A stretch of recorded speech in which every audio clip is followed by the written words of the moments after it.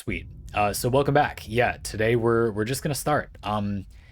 What I planned with these streams is that there would be a video that would sort of intro you to what's going on. Now for Elden Ring here, I mean we're gonna start a new game from scratch. Like we're there, so there kind of is no context you need to know.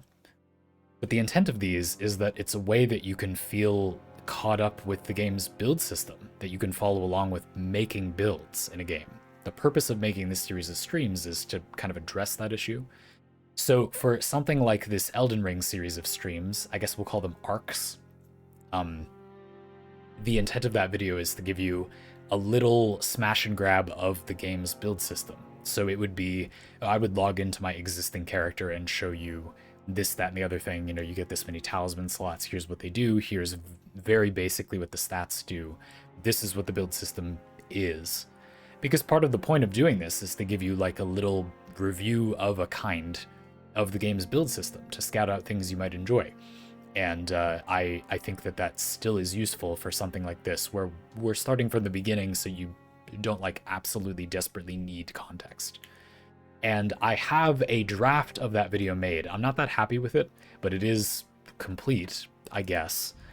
So if you are a person, if throughout this stream you want that context, I will link it to you.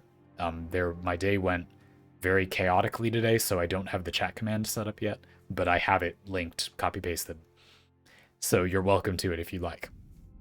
Again, it's arguably not that necessary here, but for completeness, there will be a video up that does that, because I think it's important, and it will include people more as time goes on. Okay, so pretty simple. None of these matter at all. Let's click that one. Not a big deal there. Body age, aged, mature. Choose base template, sure. Not really in the mood to make a loner. I like the idea of that.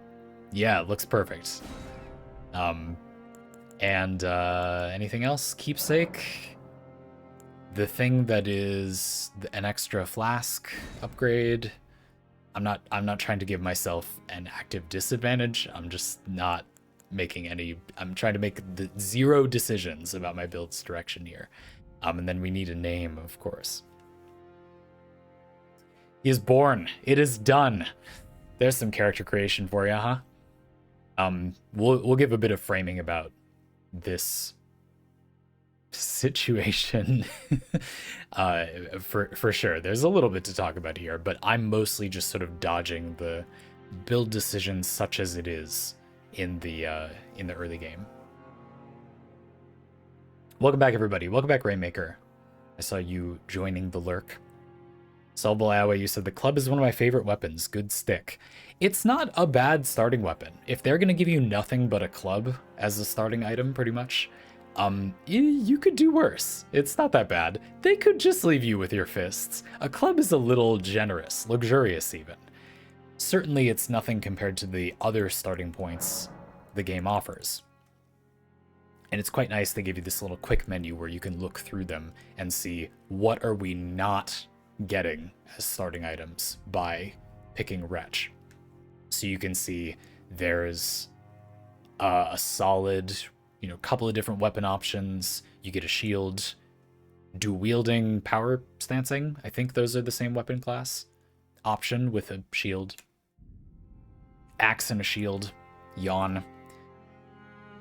Parrying shield? Question mark. Bandit is an interesting one and has a bow combat option. We have some int sorcery, faith sorcery. Samurai has a kind of a mix. You get katana and longbow. Again, a lot of them are just sort of martial, like mix of martial stuff. Prisoner is odd. You get some casting, but then compared to Astrologer, what is this?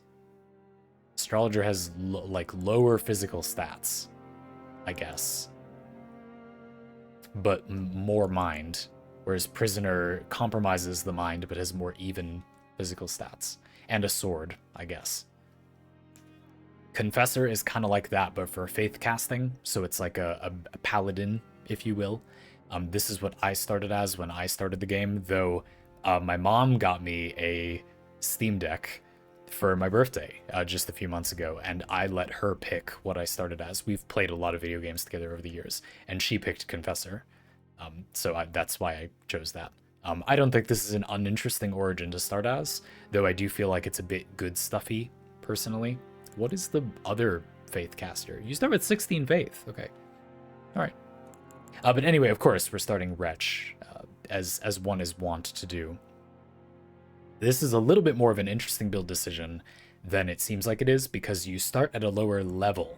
Now, in this game, level is a bad thing, I would say. Level is how much it costs to increase a stat by 1. So starting at level 1 is good, because that means it's like cheaper levels, and you get 10 in every stat. Versus a lot of these origins, you start at a higher level, and then you've got a bunch of stats. Now, I don't know, I haven't calculated out, but probably they actually have basically just spent 10 levels. So like here you can see Confessor is level 10, but has on average more than 10 in each stat. So presumably that means the game just spent 10 levels for you. You don't have to do those 10 levels, but you don't get the flexibility as well. I don't know if that's how it works. It's conceivable it does. It kind of looks like the math works out that way. Or maybe these characters actually have more stats. No, it seems like it would about even out. I'm not sure. But anyway, Wretch, why not? I don't want to play the same way I played when I played my solo playthrough, but we can do anything else. I thought it'd be fun to just kind of figure it out. Obviously, it's me, right? I'm not going to act like I don't have ideas for what would be a fun way to do a playthrough. And I'll tell you what they are. That's probably what we're going to spend most of our time doing today, is just sort of what direction are we going in. So even though the topic is what build, it's like, but the sort of what we're talking about is that I'm not doing that. I do have some ideas, of course, but I wanted to let it be a little bit freely guided. The one thing I'll tell you I won't be doing is the thing that I did in my solo playthrough, which was, I don't think it's going to be very hard to not do that. If we make anything that is focused at all, it will not be like what my solo playthrough was. I was like the faith caster, but not really, where you just get the good buffs and then like a mix of all the physical stats for good quality of life. It's like the least committal build possible. Probably the most generalist build I've ever played in any video game. I tried on purpose to make it like that, which was an interesting experience for someone who usually makes really focused builds. I would argue it is focused in its own way, but it's not, though, you know. So we just won't do that. But besides that, we'll just find out. Notes, questions, thoughts, name suggestions, folks? And of course, if you have your own, if you were going to do a playthrough, do this. If you have thoughts like that, please gear them up.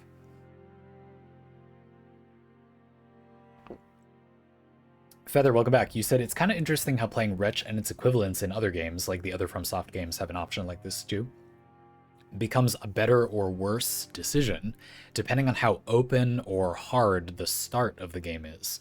Yes, that is interesting. I would argue that it is not... So I'm playing the Elden Ring Seamless Co-op mod with some friends as well, and I started as a Wretch in that playthrough as well. That was interesting.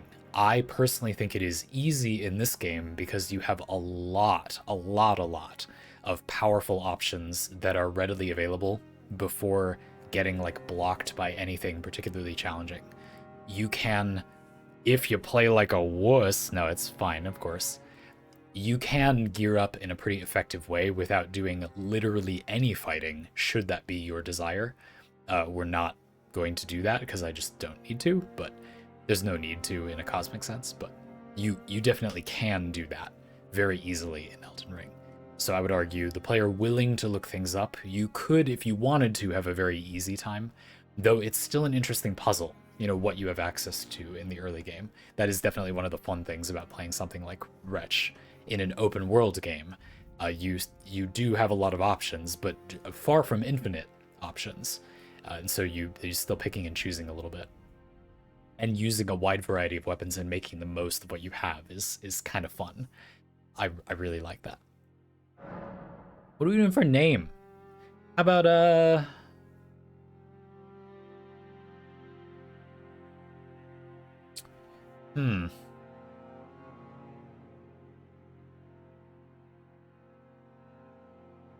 Eldon Pants.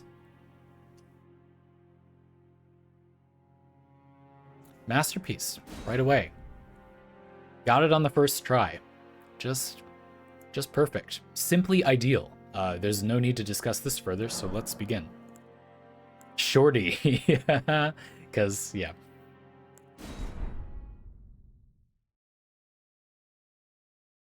It begins.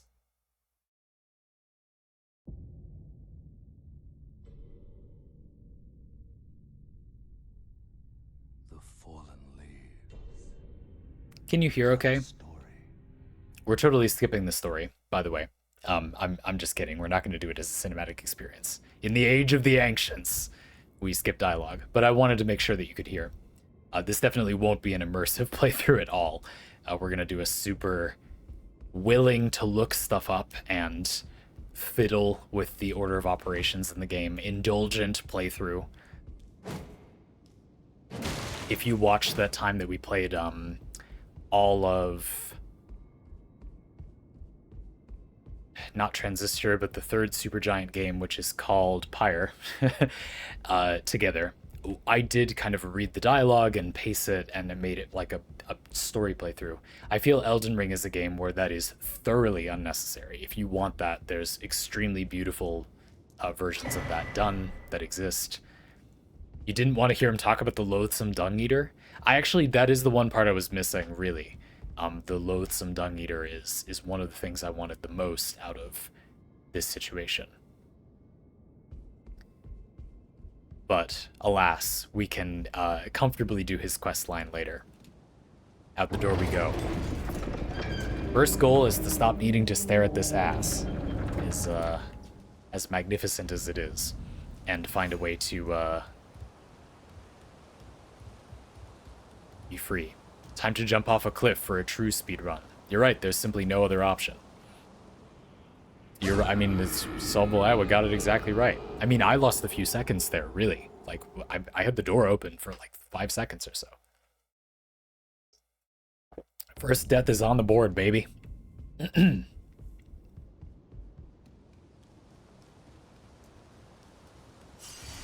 So yeah, can you hear okay? What do you think about audio balance? Was that sound of me getting my getting my runes back? Well, after I died, a good volume. Just let me know as we keep going. Sweet. Okay, so first task is to get through the tutorial and such.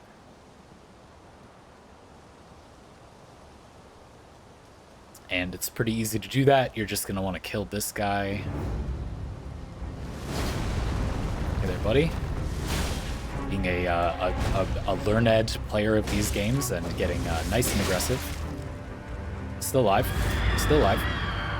Oh, nope, that roar actually does a little bit of damage and killed me. So, a good start. I'm sure you'll agree. You die. Mandatory cutscene death thing happens.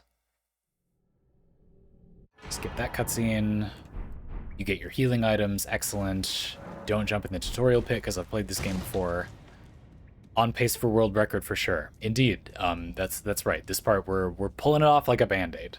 People either haven't played this game, in which I want to get you to see the gameplay as quickly as possible and get some build options on the table, get hacking, or have played this game, in which case this part is boring and I just want to get it done quickly. Save site acquired, success. Some more co-op items that I mostly won't be using. And this cave is important. These statues require some keys to open. Now, in this dungeon that is blocked by this cave, there is a holy spellcasting seal, a faith spellcasting seal. I believe it's in here anyway. The Dragon Communion seal. The Dragon Communion seal is the only seal in the game, at least in the base game that I know of, that allows you to cast faith spells where they scale with arcane. Like status. So if you have a faith spell, an incantation, that does status effects, you can't scale that status effect infliction unless you have the seal that you get in here. We don't have keys yet, but you can get them very quickly. This dungeon is also not that fighty. There's like a final boss that is not of trivial difficulty if you have literally no items, but we could do it very early is the point. One of the early ideas I had for what would be fun to do in this playthrough is to go in here, which you can do essentially right away. We just have to get some runes to buy the keys or loot them off the ground. Get the Dragon Communion seal and play a pure faith and arcane status spellcaster build. A lot of people have this idea that playing a spellcaster is really easy in these games. I personally don't find it to be. The enemies are really aggressive, which is fun and dynamic, and thus it is not that easy to just get a spell off. The damage, though, yeah, like it can be good, I guess. Having a jankier damage engine sounds like an interesting way to spice that up a little bit. And hardly anybody plays this game in a way where you can scale the status infliction effects of the incantations. Like, unless you have this one thing and you go get a bunch of them, there aren't that many faith spells that do status that you can increase the status buildup of. Unless you get all of those and you get this one seal, you never experience the idea that you can like build incantations as status infliction engines. Not meaningfully anyway. That's kind of an asterisk there, but not really. So perhaps we'll come back to this if we don't find something else better to get on the road with, you know, start doing something interesting. I probably will do that if it sounds interesting to people to see. Absolutely happy to hear input from people who have played Elden Ring as well. Maybe there's a type of playthrough you thought would be interesting or a playstyle you thought would be neat, but which you just don't want to do, basically. I'm not sure it's going to be that fun to do the thing I just said. It might be a little bit, I don't know. I'm not sure what spell you would be using a lot of. I guess I have a couple in mind. I scouted out those status incantations to make sure they, like, exist before I said what I just said to you. But they exist. I don't know. There are some. A Swarm of Flies you can kind of get early. Got another Site of Grace. Thank you for a tutorial about the map. Yep, no, I know how that works. Good. And here we are, with another boss that will probably kill you in your way, that we will sneak around. In fact, let's go to the first shop, shall we? Let's do that. Well, you do your sheep. I will leave you in peace. Bionic Me, you said Madness incantations with the Dragon Communion seal are pretty cool, but Madness is generally more effective against other players than against the game. Yes, and in fact that's a theme with the idea of doing a status incantation playthrough. A good number of the statuses it enables you to scale don't work against a large number of the enemies in the game, though a lot of them do as well. So that would be an interesting thing about it, is you would really need to know... You would need to know enough about the game or be willing to look up, like when we fight a boss, we're going to need to look up, is it affected by Scarlet Rod or whatever status effect? But I'm happy, you know, it's fine. We're taking our time with a playthrough. Why not do that? That's okay. These tutorials are a lot more annoying the second time around. Vendor. You're tarnished. Everybody knows you're tarnished right away. I think because of your eyes. We get a shop. And of course, this is one of the gimmicks of Elden Ring. While we're not really tutorializing the game, I just skipped about 12 tutorials. I am taking the time to make people understand what the game, like, is, and this is, of course, one of the weird little things about Elden Ring. Experience is also money. Well, you gain money pretty much, and then you can spend a big chunk of it, lock it in as a level, as experience. Or you can spend it as money, and you drop your money, which is kind of experience when you die. So to get any of these items, we need to spend runes, which we don't have, but I also kind of don't want to spend those because they're also experience, basically. One other idea for, yeah, Solvable Iowa, don't laugh. That's fun. Pot run. Cracked pot. This is strange. This empty vessel somehow mends itself when broken. That's unintuitive. Essential vessel for crafting cracked pot items. I would figure that a cracked pot would be necessary for crafting cracked pot items. The materials and magic sealed within deploy their effects when the pot is thrown. Yes, you can use these to make grenades, basically. The pot itself is reusable. So if you were to buy these 3, that means now you can have up to 3 grenades, if you like, at a time. This is interesting. Having a consumable focused run isn't an uninteresting idea, in my opinion, though it would probably be a little grindy if you were only allowed to use consumable damage. Do pots damage scale with strength? I think most of them scale with physical stats, yes. And then some of them scale with, like intelligence, for example. Some of them. Yes, I believe they do have their own... The damage does scale, I believe. I don't know how well it scales, but they scale somewhat. I'm just going to go kill some enemies, and we can keep chatting. Because we have no runes, and none of this is going to change until we do have some runes, so let's go get some. I mean, I could just run around and, like, loot a weapon from a chest. I have a couple in mind, but let's get some blood on the board first, huh? Look at this damage! This isn't a weak starting weapon. Come on! Look at that! Just kill a man. This is a generous starting weapon to have. An easy game for me to play. Just kill an entire man. It's fine. Okay, that's a miss. Kukri is a throwable. Tori, welcome back. I enjoyed the ring. Looked up how things kind of worked, how weapons scaled, and how like status effects scaled, soft caps and hard caps, and kind of just made my build from that, or using that info. Yep, and I do think that this is a game where, unfortunately, oh wow, I missed again. So they move in such a way that that's gonna miss, huh?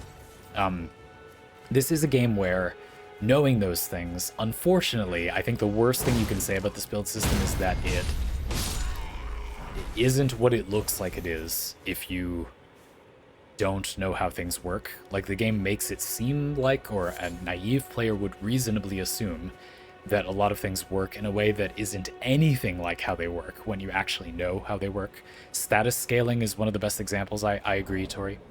We just got gloves. Some early armor. Excellent. You love to see it. Not particularly whatever gloves. I've always actually kind of liked the look of these. But there we go. Clothing item number 1 acquired. Sweet.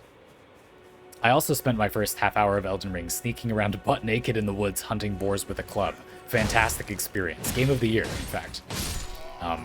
I quite like that the club attack animation for light attacks is just bam, bam, bam. They are literally the exact same thing. You get a heavy attack. Such as it is, you know. But these things restore health flasks. Not that we'll be needing that.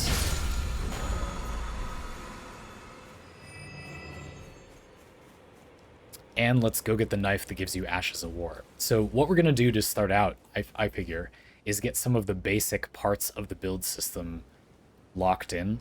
And probably most of our play session today will spend another, oh, I don't have torrent, right. Another hour and a half or so. We will spend just getting the basic elements of the build system online, the things that make the build system function or exist, getting those things locked in, so that we're not worrying about that anymore, because that's not interesting to people who've already played the game, and it's not interesting to me having already played the game. If you plan to play this yourself, and this is the first you're seeing of it, let's say this is going to be an odd tutorial, you know, maybe going a bit fast, but that's how it is. We will loot the heck out of that little Gatefront camp. But let me grab this Site of Grace. One of these rests or other, we will meet Melina, who will give us the ability to level up, which I will skip. Can't wait for the build to get the ragged loincloth to replace your loincloth. Same. It's gonna be an improvement. Except, thank you for Torrent. Level up flasks using that item I started with. How much is a level up? Share them with me. Your thoughts. 673. The principles you would follow.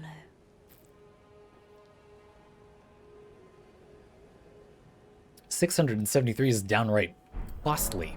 Melina, in this economy, please. I cannot. I can't be having that. Let me equip Torrent to something useful. For me, I have my muscle memory to it being this, so that's what I'm gonna do. Wield and Lord now. Yeehaw! With a club, not one of the better fighting on Torrent weapons, in my opinion, but alas, it will now simply ride into battle. Whoa, let's not do that. None of that. I'm fighting this guy. No. This guy first. The shield guy dies first. You're not. This is unnecessary. There's no need to behave like this. This guy, you know, I tried to let him live in peace, but having molested me for the final time, he simply chose death.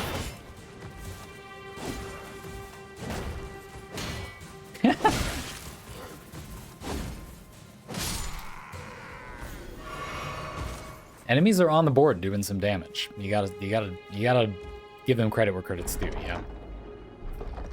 Thankfully, I've played enough of this game that I don't know what's in these chests. Flail, which we do not have the stats to use, I don't think.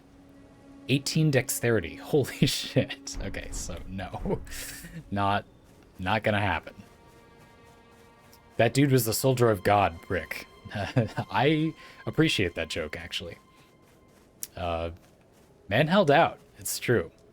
I pelted that shield a lot of times, and he held strong. Can we do this?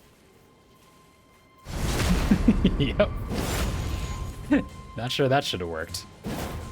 That still misses. I adjusted my aim slightly. I walked to the side a little this time. Stealth 100. I know. Literally walked right in front of his face. It wasn't noticed at all. Lordstone's greatsword. Probably not. 16 strength. No go. Now, if you were playing one of the starting origins, many of these items would be... You'd have even less of the stats you needed to wield them, but some of them you would have the stats to wield. And so one of the problems with starting as Wretch, that is like a hidden challenge that's, I think, interesting, is that you don't qualify for basically any starting items, because almost all of them have like one stat that they're skewed toward. Some of the origins that we looked through would have been able to use this sword. Many wouldn't, and many would have been even further from 16 strength than we are. Others would have been able to use this, or would have been even further, but we have the unique distinction of being able to use almost none of those things without leveling up.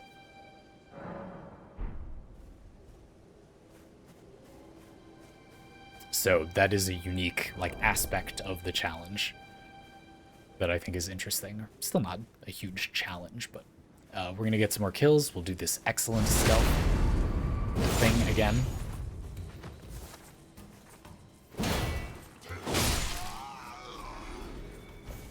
Tip's hat. Glorious. Stealth rune farming. Oh no, not mostly. I just don't have the patience, really. But we'll you know, thin the field, cull the herd, as it were. And I want to get that stupid charge attack to hit. Oh my god.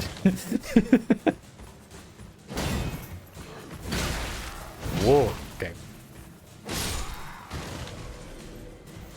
Where we're going, we can't be dying to these guys, you know?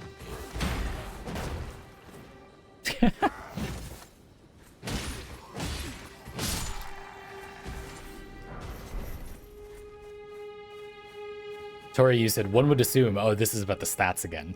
You were talking about how you kind of went through the game just looking stuff up and trying to use that information. One would assume +1 in a stat gives the same amount of raw increase, like 1 more damage per strike, and that would be the same from level 1 to 99, so the first bunch of levels would be good. Then you would be less interested in that stat as it gets higher because of normal marginal benefit or whatever. But they also just make that even more the case with the caps. Yes, that is like quadruple true in Elden Ring. This is a very strange thing actually a lot of games do with their build system, which is double. I'm gonna call this phenomenon like double diminishing returns.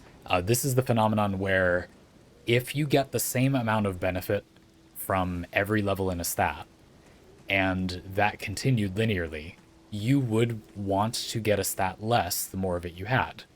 Because once you already have 90 damage, getting 91 damage isn't as big of a deal as when you had 10 damage. Getting 1 damage and going to 11 is a pretty big deal, right? That's already true of math. That is a fundament of mathematics. The game doesn't have to do anything for that to be true. That just is a thing that is true about math. But most games, in my experience, do an additional thing where they make it so stats give you less as you level them up. Not just, like, because they already do that, because that's how math works, but they, like, additionally make them give you more less, I suppose, as you level up, which is often referred to as stats having soft caps or diminishing returns. And this is really weird in a game like Elden Ring, where that is already eminently true. You wouldn't want to behave differently even if they hadn't done that. But they did do it, and so you want to behave even more as if stats kind of like fall off over time.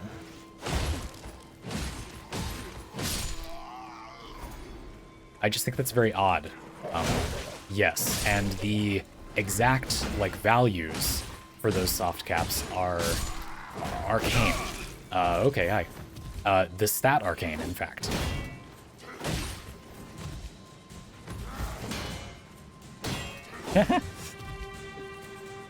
Which is interesting. Sometimes I in the past, I believe, have referred to diminishing returns and the like artificial diminishing returns as being marginal benefit analysis. That's the one that's a fundamental mathematics. When you have 10 damage, getting 1 more is better than when you have 90 damage, getting 1 more. Marginal benefit. Versus diminishing returns being a mechanic the game artificially adds where you literally get less than 1 damage the more of a stat you have. Bionic Me, you said double diminishing returns, what Captain is describing, I've been describing as natural versus artificial diminishing returns. Sure, I want to have a way to emphasize that when the game adds diminishing returns, because the fundament of mathematics is still true, the game now has, like, it's really true that you get diminishing returns. And I think having a way to, I probably didn't need to heal there, having a way to highlight that is valuable, in my opinion. That if the game has its own diminishing returns and hasn't done anything about the, like, normal phenomenon where it's already less good to get a stat, then it's sort of quadruple beneficial to do that, and that is of significance. That means that in a game that does that, like Elden Ring, getting 20 of a stat, going from 10 to 20, is going to be a huge amount of the benefit of going from 10 to 99. Not just, it will be a stronger benefit per point. It will be like a surprisingly majority of the damage that you will get. And indeed, it's true that the first like 10 levels in most stats in this game are extremely strong if you use that stat at all. So like strength and dexterity to 20.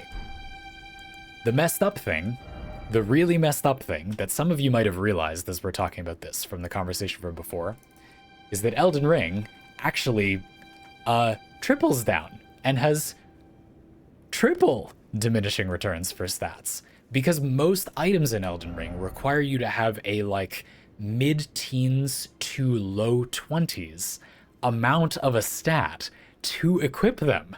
There are items that require like 60 strength to equip, especially strength. But when you hold a weapon with 2 hands in Elden Ring, you get 1.5 times your strength benefit. So if a weapon required 60 strength to equip and you had 40 and you two-handed it, you would be able to use it with full stat benefit. You would have 60 virtual strength for that. But most things, almost everything, requires like a mid-teens to mid-20s amount of whatever stats it requires. There are exceptions, but there aren't very many exceptions. And that means that it's even more better than it would otherwise have been to have like the first 10 points or the first 15 points in a stat. Focusing a stat in this game is made very bad in a lot of ways, in other words. But then it's kind of made a little bit better again by the fact that there are a few things that require like a lot in a stat. That being said, while you can go to like 60 or 70 in stats and get meaningful benefits still, it's unbelievably common that people stop around like the 40s or 50s, even when they're focusing a stat in this game. And that is probably what we'll end up doing as well. I would also say that the phenomenon where you get a relatively high benefit from the first few points has an additional consequence, and it's that hybrid builds are very strong in this game because they come at almost zero cost. You already wouldn't want to build much more of a stat, and so if the build requires you to, like, quote, sacrifice focusing on one stat in exchange for, okay, in exchange for getting an additional benefit or like versatility, that's not as much of a cost in this game as it would be in similar games. That's a mana flask. Okay. So that's really interesting. I personally think that to be one of the more interesting things about... Okay. It's fine, we got plenty of health.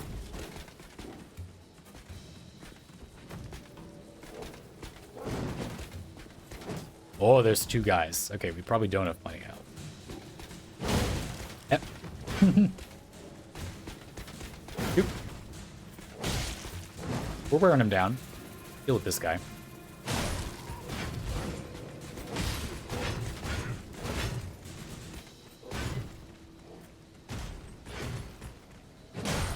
Oh, well played, well played. He used his poise to trade. That's good. That guy deserves that kill. Good job.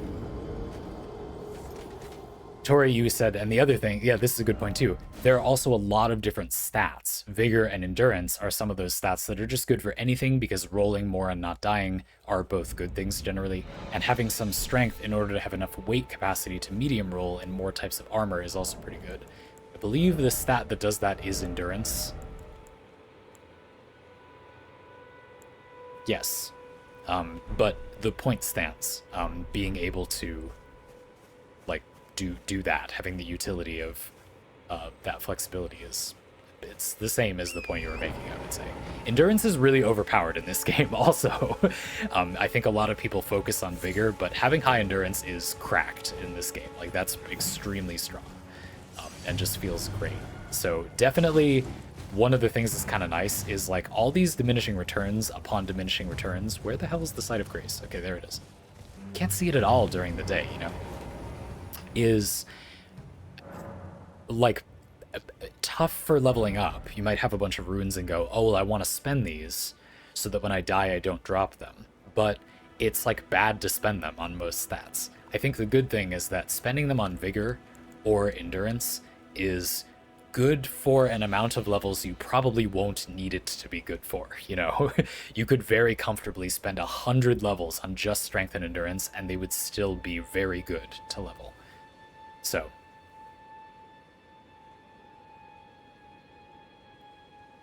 Bionic Me, you said in Dark Souls 2 and Dark Souls 3, but I think not Dark Souls 1, weight load and max stamina used to be divided between 2 different stats, and the amount of stamina you have baseline and get from leveling is incredibly generous by comparison. Yep. I think it's also nice that they did that. Like, you don't desperately need to level endurance a lot if you're a build that kind of wouldn't want to do that. This is important for spellcasters, in my opinion. It means that they have the ability to have, like, reasonable, usable endurance without it just being stupid that they have to build mana and health and endurance and their spellcasting stat and physical stats so they can equip a weapon that scales. It's kind of important that you start with like relatively high endurance That is a big benefit, for sure. In any case, it's just really interesting, isn't it? If you haven't played this game, if you, like Asymptomatic, are not going to play this, or you've insisted you don't, I hope someday you get to enjoy it, but you don't want to play this, and you're along for the ride. I think this is one of the first interesting things about figuring out a build in this game. The stats are weird. Personally, I do still like the stat system, though, because they do make sense. There are other stat systems, I'm looking at you, Lies of P, where the stat scaling is weird, but in a way that makes decisions for your build very uninteresting. Personally, I think this game does make the decisions for your build interesting. So, that will be... I think that will come out as we move through the game. That, like, spreading out your stats is kind of inherently a little fiddly. You really do want a variety of stats, and that is good, actually, because it puts an interesting pressure on the player, rather than it being bad because it's just confusing.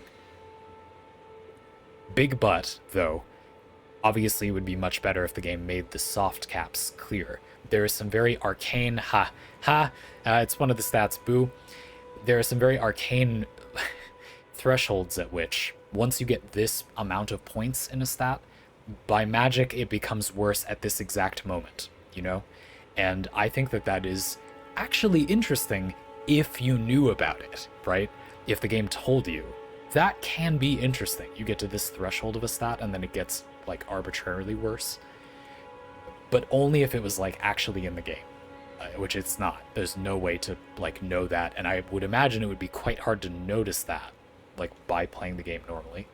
But I just know what a lot of them are. So, just for example, at 40 Vigor, 40 for Vigor is like an early soft cap, where you begin to get less benefit per level. And then 58 or 60, I've seen both said, it's probably 58, is like another dip where you get less benefit.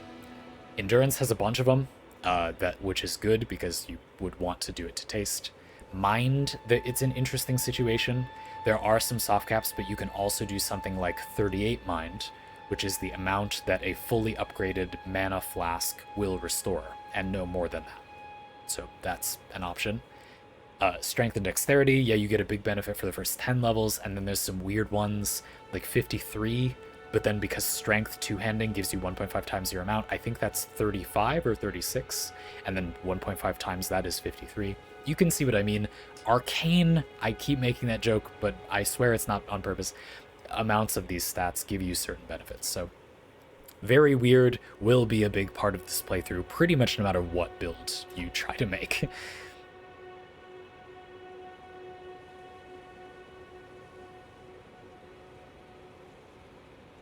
Let's upgrade a little bit. We get to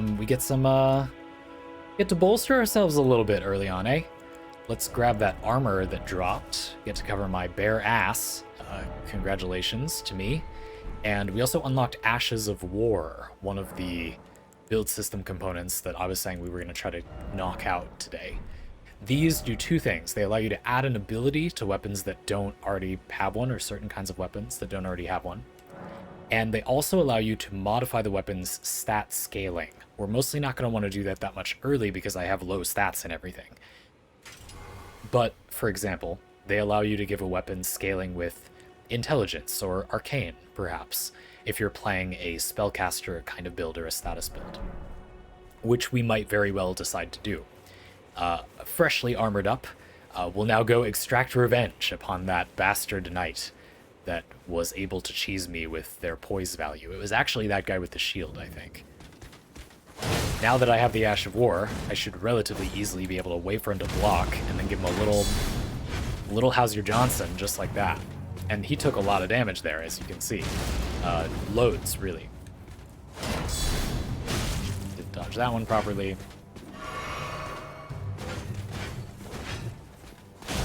Oop. And also some much needed crowd control, of course, when we have multiple enemies around me. Okay, nice. No, he deserved that one. That was a good spear attack. It was a good use of the spear, I think. Ow. Ah. See, but they earned that one, right? Earned every inch. Every inch. Now, I admit, not having a way to counter shields, as someone who's played this game a lot before, is like a little bit annoying. So maybe I'll now go venture forth to find something to deal with that with.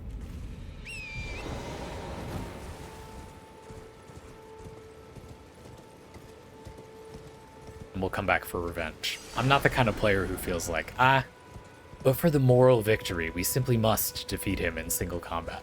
Personally, it's not, I don't really care. But I completely understand that some people like that. It would be kind of fun to power stance clubs. Maybe we should go get another club as an early game thing. You there? Could you help us out, Cully? Not right now. That guy's like, hey, I have a quest. I'm like, well, you had one when I played the first time, too. Is this a Scarabash War? The ones that are white give an Ash of War or some loot when you kill them. Oh, I love Determination. Let's use that.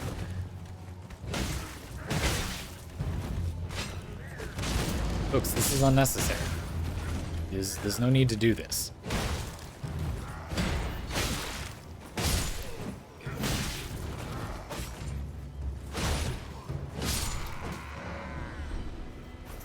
Last charge is back.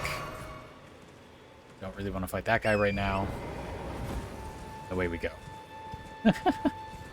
Labdog, shout out to you for being the person most hyped about the extremely early game part of this playthrough. I do think I've got this, but I think the real question is, what is this that I've got? We're going to be looking for these skulls because they give 200 runes every time you run over them, which at this level is a lot. Just by running around and stepping on a skull, you get about a third of a level if you start as a wretch, so pretty big deal. Ooh. Now, I'm not really a goblin for Sites of Grace, so a lot of these, like, I didn't know this was here. Like, a lot of these I haven't seen before. There's one I just found the other day that I think is, like, right over there. Let's see if I can find it again. Because I'm not a very completionist type of player. Well, I know a lot of you regular to the stream know this. I'm like an anti-completionist. I really aggressively do not care or have an interest in getting the everything from an area. I will just blatantly leave things unclaimed. Wait, was that a scarab that gives an Ash of War? Says he's not completionist, immediately gets, oh god, it explodes. Okay. Somber Smithing Stone, close enough. It still matters. Imagine not being a back-hunching cave goblin. Could not be me. Oh no, I like the caves. It's a cave. What are we even still talking about? Asymptomatic, let's not get carried away. Just nobody said anything about a cave. If it's a cave, I simply must explore it immediately. That's a different matter. Gold-tinged excrement, poop with gold in it. Let's go. Hype, got that bread. Poop with gold in it, hold me back. But how do you sort your mosses? The different kinds of moss that you get in the different caves? I actually am kind of a fiend and I don't sort my mosses. When I get mosses from the environments in the game, I actually don't sort those because I'm a barbarian and am not a part of civilized society. Can we get down here? Let's do this river encounter. This seems like fine to do early, right? I don't know. And we could do patches.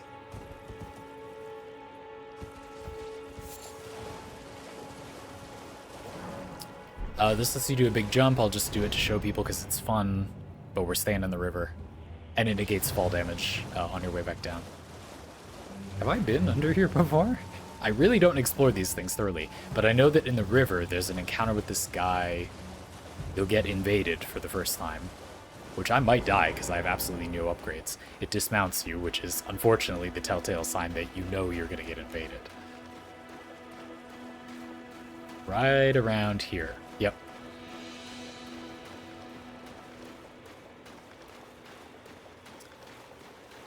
No fear.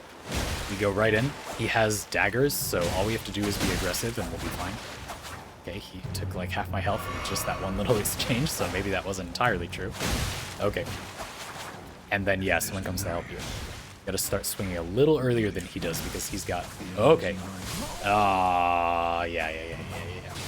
You get that dagger from defeating him, and that is a very okay. The BM on the corpse. I've never seen an enemy do that. What the hell?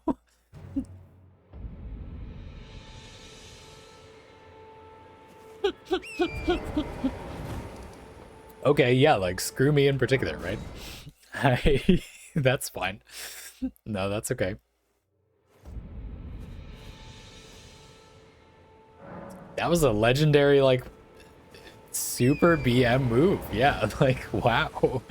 I thought we had a nice gentlemanly encounter, but alas, I was molested by player-like AIs follow some different rules. That's right, they're just built different. Did damage to me, which is a little sad.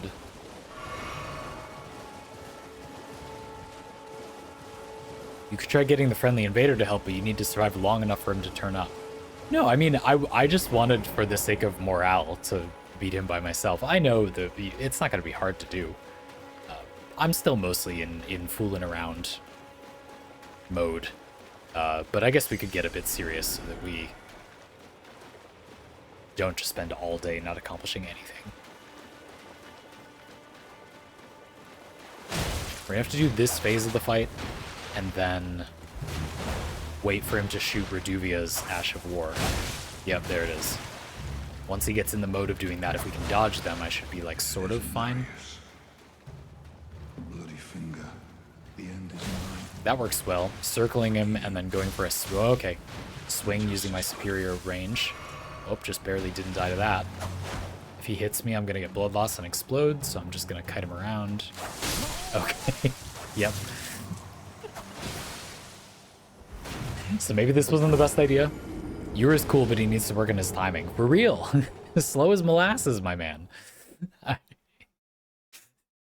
Nice timing, by the way. Now we just need some post-kill dialogue that sears itself into the player's brain. Like Melania. They're the notorious boss in this game, toward the end game that a lot of people have been dying to, has a habit of... I don't know why they chose to have her say this, but she introduces herself when she kills you. You die to her, and she says, "I am Melania, Blade of Mikola." Just like, in case you didn't know what's happening. Like, why? Why would you? It's so weird. Like, you wouldn't say that. I don't know. It's strange. All right, I got a new idea this time. Now this is real. This is a real one. This one counts.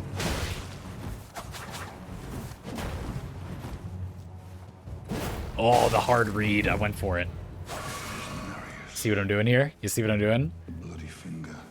The end is nigh. I used Reduvia before this guy was born. Get out of here. Well, no, because it drops from him, but... Yeah. That's what I thought. Baby!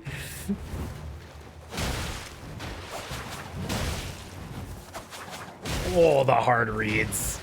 Beautiful. Simply beautiful. You were simply no match. I just... And then the NPC comes in and kills him. Yeah, we're not doing that. None of that. None of that. No. We're not doing that anymore. No.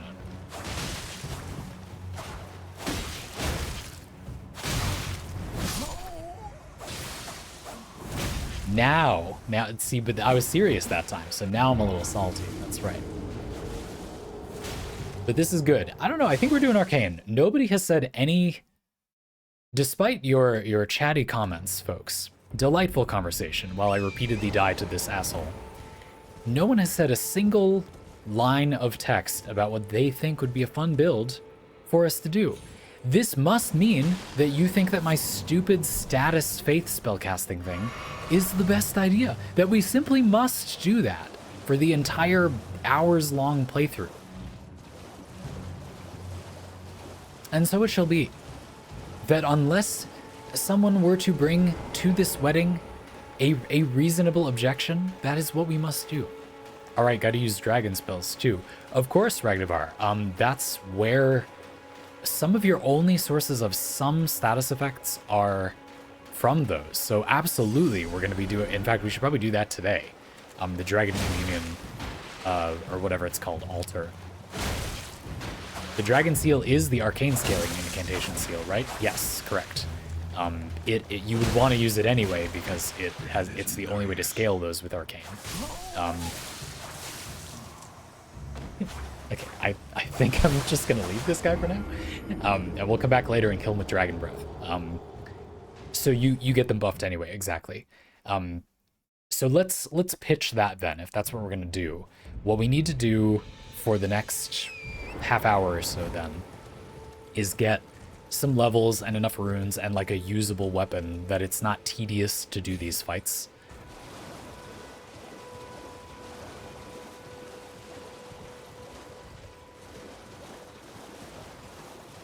And then we're gonna go get the checklist, maybe for next time, will be to go get the Dragon Communion altar where you can get dragon incantations, and go to... Can you run away from this guy? Like, will I be able to escape if I run away? Probably yes, I would imagine. Around here, I should be able to use Torrent again. But I cannot. Uh-oh. Well, I guess if we die closer to here, then... Nope, can't. Alright, well. To war, then! Ha ha ha ha ha. We'll just beat him, it's fine.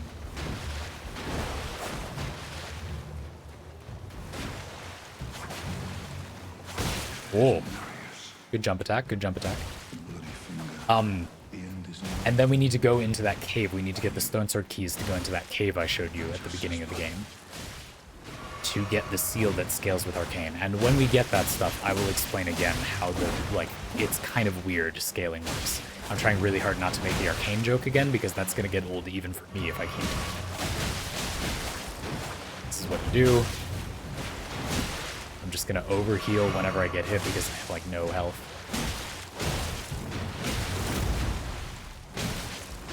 Just interrupt his attacks a lot. Send the flasks. You kind of unga bunga him with Yura. He dies. Get Reduvia, which we can't equip because it requires a bunch of arcane stat.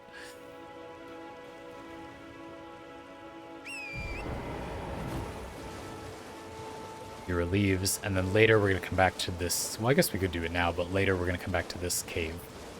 So I'm going to get the Sight of Grace inside. I do not like doing the caves without a lantern, like a light. It hurts my eyes. I don't take pleasure in that activity. My guy looks pretty rough still.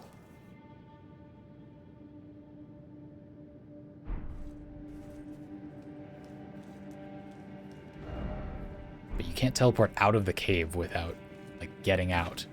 Can we kill Patches for the fashion build craft? That's a bold topic. I think we should make a list of things that the chat wants to do. Let's do that.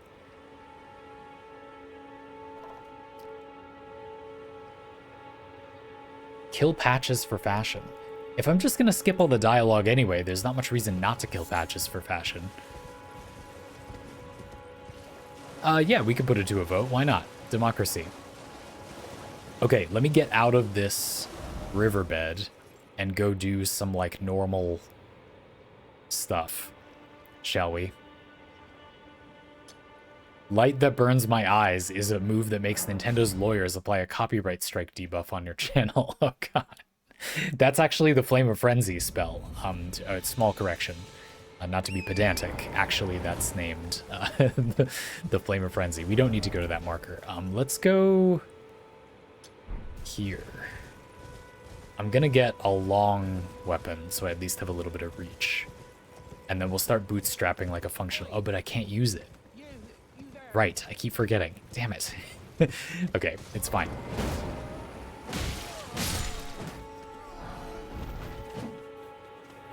No runners. No, you have runes. Come back.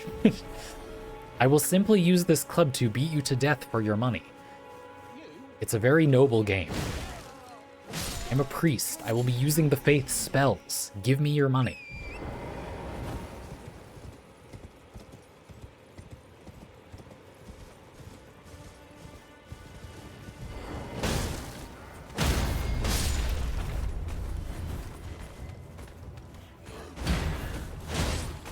There actually were a few ideas since I mentioned it, and it's fine, by the way. I was just doing a bit that like I wanted to welcome if someone was like, "Oh, do this really cool build idea." Sometimes people say things like that. There'll be plenty of options. There's a lot of routes in the like faith spellcasting but status. That topic is large, surprisingly large in some ways. There will be plenty to discuss and choose between and work on together within that. It's completely okay, like, for you to not have a suggestion. And I know for a lot of you, you haven't played this, so of course you don't have one. I just knew some of you would immediately go, oh yeah, totally make this. Now, we do have a pretty funny one, though. Ragnavar, you said, all right, new plan, if you were going dragon anyway. Gotta build for Sword of Night and Flame. The joke is on you, because in my Elden Ring Seamless Co-op playthrough, I'm making a rainbow build, where my current main weapon is Sword of Night and Flame. These guys are surprisingly hard to kill with no reach on your weapon, like if your weapon is short. That's interesting. Gold Pickled Foulfoot, that's more runes for a little while. Later we can kill those guys and take that. Sword of Night and Flame is interesting. Sword of Night and Flame is, you need a little bit of strength and dexterity, but you need like mid-20s intelligence and faith. Two stats which don't overlap like that much.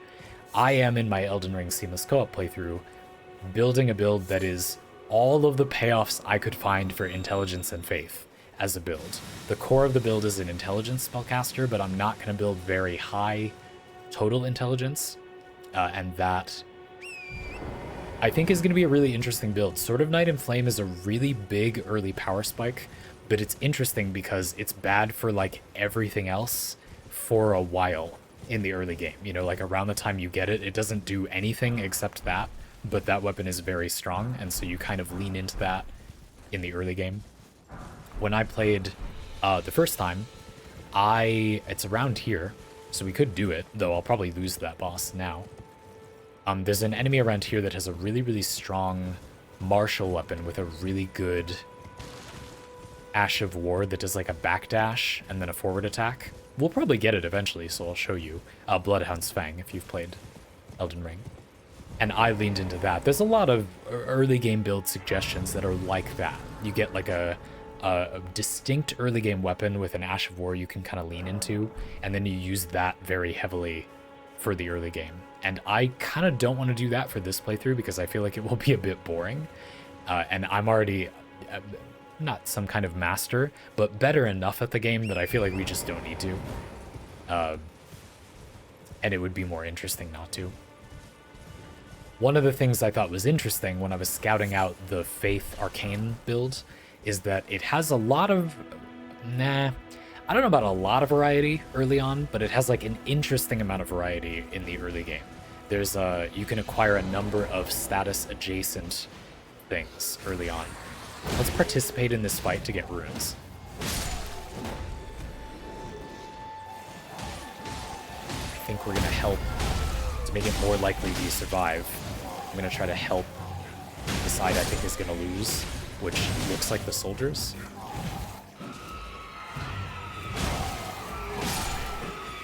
So I'll kill off some of these demi-humans. This guy is bad-mouthing me though, so we have to kill him. He must die, of course.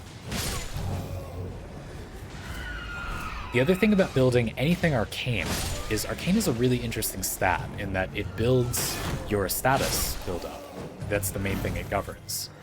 But the other thing is that a lot of weapons in Elden Ring just scale with like something. Like there's lots of weapons in Elden Ring that scale with arcane, for example, but don't do anything related to status. They just do scale with arcane. There's like a design space to that. You know, like why did these weapons scale with arcane and others don't? Sure. But the point is that when you build a stat, you often get some weapons out of building that stat that don't especially have anything to do with like the other thing that stat does. There's lots of weapons that require decent strength, agility, dexterity, and Faith, but don't have anything to do with Faith spellcasting. Those are just the stats they require. They don't do holy damage, they just require some Faith. There's not a ton of weapons like that, sure, but there are like enough that that's a part of the game. For Arcane, then, that's very interesting, because Arcane governs status infliction, but some enemies are immune to status. But you get a lot of access to weapons that don't do any status buildup. So it's a kind of elegant way to have a variety. I thought that's what would be fun. Now, the other thing I'd looked up was, is there enough status stuff early game that we don't just have to get the one thing that exists and spam the hell out of it? And the answer is yes. There's, especially because of the dragon community and stuff, there's a lot of dragon heart related abilities like that. So I think we're sold. Let's do Arcane. Faith in Arcane, which means one of the things we could do early is get some Faith spellcasting. I think that because of our limited time today, I'm going to not do that. If we've settled on doing that as a build structure, then I think what I'm going to do is spend today setting up the early game. We'll get Spirit Ashes, like we'll go up there and do that, and get some runes and levels and stuff, get a functional sort of early game weapon package as well, and then maybe we'll do the Dragon Communion Altar, or where you consume the dragon hearts to get spells. That'll give us an early status option, and then next time our target will be to do that dungeon at the very beginning of the early game that allows you to get the seal that scales status with incantations. So I think that's the plan. Good job. Well done, folks. Sorry, catching up a little. Bionic Me, you said, I can't really put forth a suggestion on what a fun build would be here, though I haven't tried everything in this game. I have thoroughly explored it for all FromSoft's build archetypes across Elden Ring and the Souls games at large, and have found it to be a highly subjective thing. Sure, I think broadly, it's always fun. Ironic. I'm not meaning to make these jokes. To have a conversation about, like, what is fun? Like, what? Like, can't you just not discuss that because it's subjective? But it's not completely subjective. There are things that correlate with fun, even though some people might personally not favor those things. And so I don't mean to nitpick at all, Bionic Me. I think you're absolutely right, though I do think we can have a discussion about that. So what I'm going to do now is grab some stuff from the merchant and level up a little bit, maybe just level health a little bit, since I know I'm going to use that. Tarnished. May I have a word? We'll meet Ronnie, which is part of the way that we get Spirit Ashes, also part of the plan. And yeah, then we'll just kill some enemies. And we can talk about that a little bit. Some of you are bringing up some build stuff as well. What I will do for this playthrough is just kind of set up the basics of the build. We'll get Spirit Ashes and stuff squared away. And then when we break between this and next week, I will write what I've been doing for my playthroughs. A little like travel guide, basically, that highlights all of the Faith spellcasting that does status, and some other things you would fairly obviously want, like the Endure Ash of War, so that you can get a spell off without being interrupted, for example. Maybe some arcane weapons. Maybe some Faith weapons.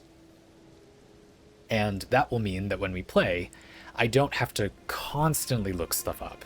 And I also don't have to play constantly looking at my second monitor. We have a little guide that gives like a SparkNotes version of vaguely around here there's this. I usually organize it by zone. I've done this in my seamless co-op playthrough, and it's a lot of fun to have like a little note guide, as if a past version of yourself has done this, and you have little notes that say, oh, around here you can pick up this, which is kind of good for your build. Such a lovely gift for yourself. It does take a little bit of work. I personally really like doing that kind of thing. I don't really see it as work. So if it's something you would be interested in, highly recommend it. Ronnie is my wife, but alas, that is in a different playthrough. 'Tis a bell for calling forth spirits. Indeed. Summon the spirits now it is the... Bye-bye. In another life, we smash for 1,000 years. So, unfortunately, we must see adieu. We shall again meet. But all the same, learn well the lands. What a nice woman. How long will it be, I wonder? before you die enough that you get frustrated.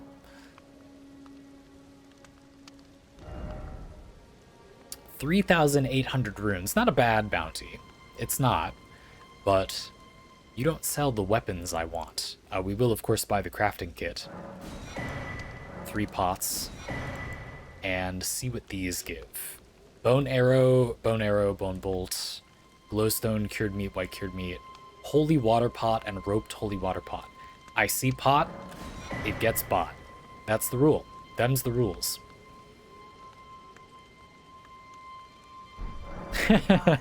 Shows up, makes you adopt 3 dogs, leaves. Yeah, wife material. I don't really disagree, actually. Can we go to the Rhine table hold yet? No. Okay, so that's, I'll keep an eye on that as well. Spirit ashes, or we have the bell anyway. We don't have the ability to upgrade spirit ashes yet. But you'll see that right above my head, there's a little spectral grave site symbol. I'll just zoom in on it so people that haven't seen this before know what it is, because it's helpful to be able to recognize. That thing right there. When that is there, we get to summon an assist spirit to help. I'll just do it so that you can see what I'm talking about, though obviously I wouldn't normally want to here. The wolves are really good. The initial spirit you get is great. This is a very strong one. Slightly odd decision in my opinion, but they start you with a quite powerful one. Oh, and it's detecting a vague area, usually around tougher enemies. It was for that knight at the very beginning. You remember? The guy with the shield that I juked around? It's for him. I was gonna say, why can you summon spirit ashes for these guys? Like, that's not necessary at all. It's for that guy, which we're not gonna do right now.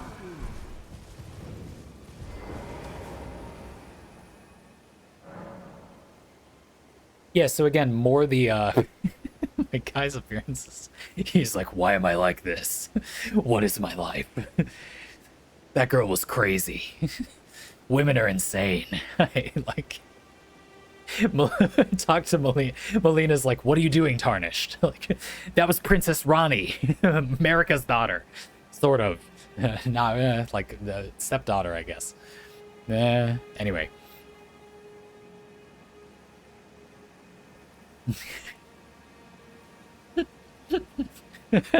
Talk to Melina is such good timing. She's probably letting you go to the round table hold, so let's get through it. This light, Sorry, Melina, another excellent companion, but I've already spoken with you at great length. If the raid and the elder as an ally pray to face She's like explaining what you're meant to do in the story, and giving some exposition that I enjoyed. I really like that approach. I don't like the storytelling approach in these games broadly. To be honest with you, I actually wouldn't say I don't like it. I would argue it's kind of bad. It isn't very complete without significant additional work. However, I do think that some of the elements in this particular game are really good. I really like how they wove them in, or they're at least the beginning of what would be really good, in my humble opinion. And Melina is one of those, the beginning of what I would think would be really good. And Rani as well. I think they did. I don't just think she's like cute and has an awesome voice actress. I think they did a good job. Yeah, all the important story stuff happens over there, and then you clean up. Hey, a Thorn Sword key, we need that. I do think these games' approach to story is like kind of bad and are sort of argumentative. Like people will say it's good because they looked everything up, and kind of not think about like, okay, but is that just that you pieced together a good story, or is the story with no additional work good? Like, you know, there's a difference, and it matters because it means that if someone just experiences the game and doesn't add anything of their own or do any additional work, yeah, that's not really what people are saying is good. So maybe that's pedantic to some people. Perhaps that does mean the story is good, and that's fine. but it would still be very important to tell people that for it to be good, you would need to find extra materials elsewhere. You see what I mean? And I feel that people are often pedantically refuse to acknowledge that, basically. On the other hand, I have an amazing friend who loaded the game up with me and said, oh yeah, the story's really cool. Make sure you go watch Vati Vidya. Yep. The industry's best unpaid intern, who has actually talked about what the actual story is, because otherwise you won't get it. And here are some videos of his that do not give you massive spoilers, my friend continually said. That was extremely helpful. That is the story. I was going to say, also not an intern exactly. He's not employed by FromSoft. Oh, right, this place. No, not right now. I do want to go back there because that has the Flame of Frenzy incantation. But we won't go now. By the way, not to say that like that one creator's interpretations are, to me, like the definitive be-all end-all interpretation at all. Just to say that like that's the, I think, the iconic example of like someone has interpreted the story. I guess we are going this way. Right. It's not that I feel that that is the perfect version of interpreting the story, just that it is a version of interpreting the story, which I feel is pretty necessary. These Eye of Yiluk plants sell for a lot, like 100 runes each. Well, in the early game is a lot. So I'm gonna make a point to pick them while I'm here, because I spent a lot of runes getting that basic stuff.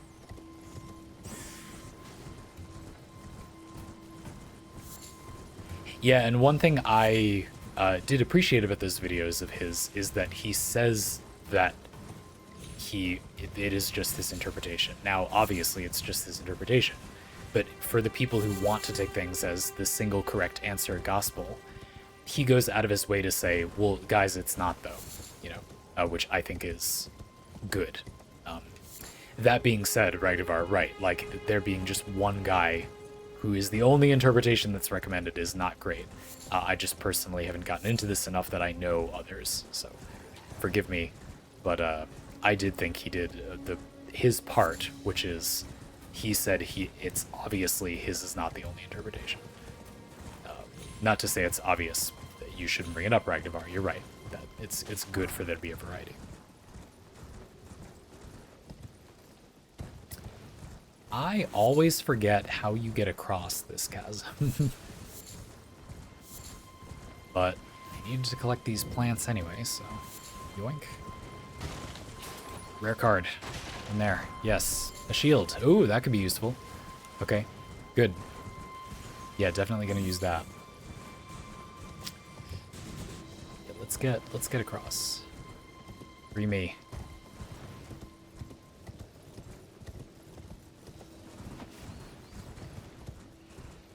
This is another thing that I found a bit frustrating on my first playthrough, and I don't have a great memory for this kind of spatial environment. Is this gonna kill me? Survived. Nice. Great. Is like sometimes it feels like you're going straight toward a destination, but somehow there is no possible way to get there by doing that. You know, like you have to go like a really weird way to be able to successfully travel anywhere. I somehow ended up at the merchant I was looking for.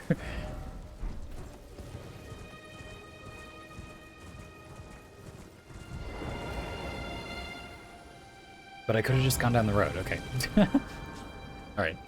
That's fine. So let's sell. Sell. Yeah. A lot of these.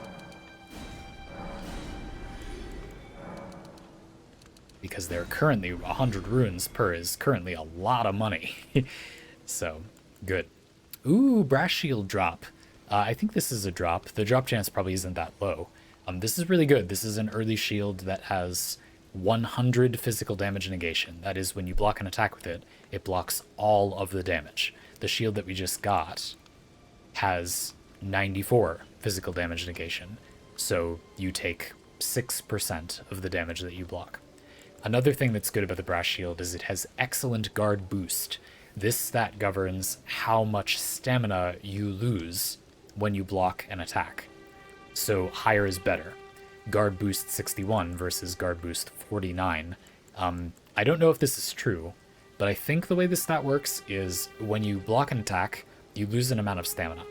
Guard boost is a percent, that is how much less of that amount you lose when you block an attack. So guard boost 49, if that's correct, would mean you lose only 51% of the stamina. Guard boost 61 is you lose only 39% the stamina per hit. You can get weapons that are up to something like guard boost 90, for example, or higher, which means you lose barely any stamina when you block an attack, only 10%. You can block 10 times as many attacks for the same amount of stamina, basically. So Brass Shield is a very strong early game shield option that requires more strength than I will probably ever build. So we'll see, I guess. While we're here, let's look at Reduvia briefly. This is that dagger that I was getting griefed by, that NPC. A couple of things to note. It requires Dexterity 13, but not that much. Arcane 13, but we're going to build Arcane. It has innate Blood Loss buildup. That scales with Arcane because the weapon has Arcane scaling. If the weapon said it gave Blood Loss buildup, but did not have Arcane scaling, such as this flail, you see it gives strength and you need strength and dex, but it doesn't have any Arcane scaling, it causes Blood Loss buildup, but the amount of Blood Loss buildup it causes doesn't increase if you build more Arcane. As far as I understand, I feel like I always have to say that with this game. This weapon has Arcane scaling. You see attribute scaling, it says D, and that means that if you build more Arcane, you will build Blood Loss faster. That's very important. That thing, whether something has Arcane scaling, not whether it does status, that doesn't matter, surprisingly, just if it has Arcane scaling, is going to be something we're going to be looking at quite religiously for this playthrough. Very, very often, it will be, but does the thing actually scale with Arcane, will be the crux of the discussion for this build. So that's important.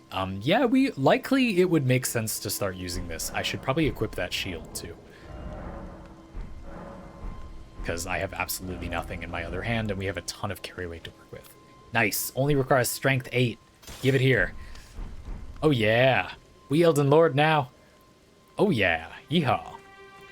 Look, a new customer. Excellent. Exemplary. We'll simply have to go say hello using the power of my new shield.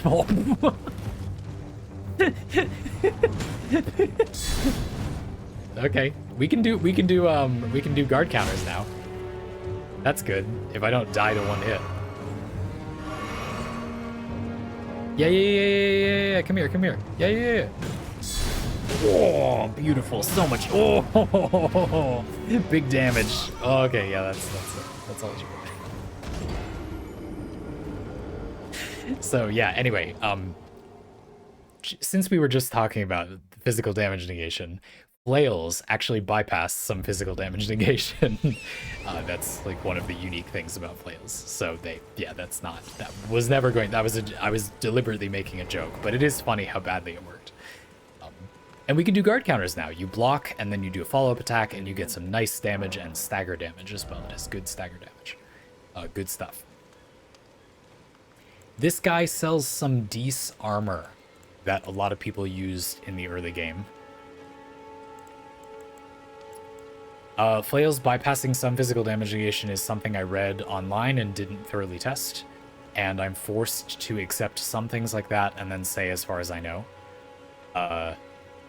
I'm not sure, but I believe that's true. It might also not be only true of flails. It might be like there are some like really heavy weapons, like colossal weapons might do that.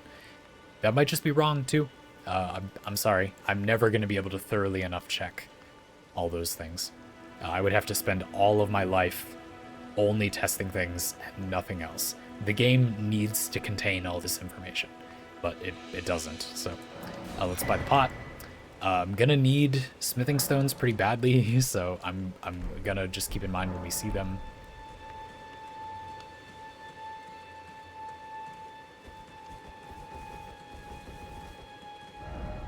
And let's get the map while we're here as well. You can see where the map is going to be from this guy. Little, like, beacon thing on the map. But a lot of the time, they're just on the road, which is nice. So you can buzz the tower, as it were, and... Okay, grab yourself a map. If you're better at hitting Y than me. Okay, hi. That's good. It's fine. We'll simply take evasive action, because over here, there's an Ash of War, or spell, I forget, which is of import to this build. Yes, probably here. Oh, but it teleports. Uh-oh. Can you sneak up on these guys? Because if you can't, I'm not sure how we're going to get this, actually. You can sneak up on them, it seems. This is probably going to be a bit of a pain.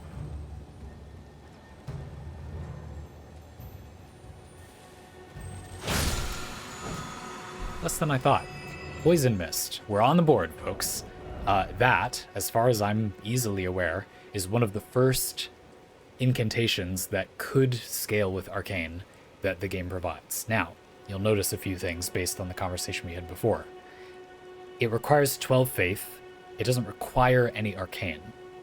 Incantations and sorceries generally don't say their attribute scaling. It seems implied, right? An incantation is faith, a sorcery is intelligence. It's actually the seal or the staff, what you cast the incantation with, that determines its scaling. But also, there's an additional layer where some things that do some status simply don't scale. The game is being arcane. I'm sorry, I'm not doing it on purpose. That's just the right word for this situation, and those things don't scale.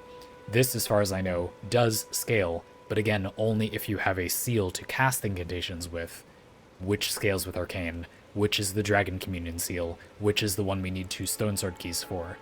We got 1 during this playthrough. So great, we're on the board. Obviously, because I will have very low Arcane anyway, the other way to look at it is that it doesn't matter very much if I have Arcane scaling in the very early game, because I wouldn't have any Arcane stat to begin with. And so this is still pretty good. This is a pretty interesting spell in general, actually, so we'll get that online. You can buy a seal to cast with from the Roundtable Hold once we get the ability to go there, so that will be something to keep in mind. That gives us a way to spellcast. Did I aggro something? Why am I in combat? Okay.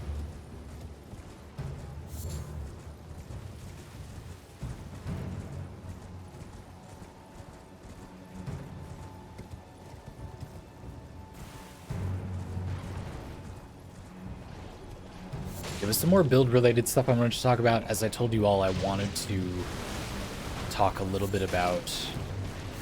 I could have sworn. Maybe that's wrong. I thought there was some kind of item here. So we can climb and see if there's anything up here. And there was. Golden Rune 4! A veritable treasure trove! Glorious. Guess while we're here, we might as well get the Castle Morn waypoint while getting sniped by this guy.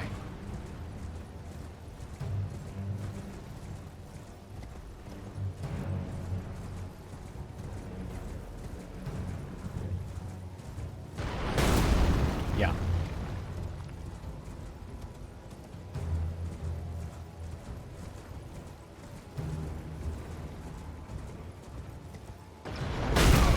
Oh, Torrent, I'm sorry. Can you just run in and get this waypoint? Whoa, okay. Kinda. I think he's got a clean shot from out there, so maybe not exactly.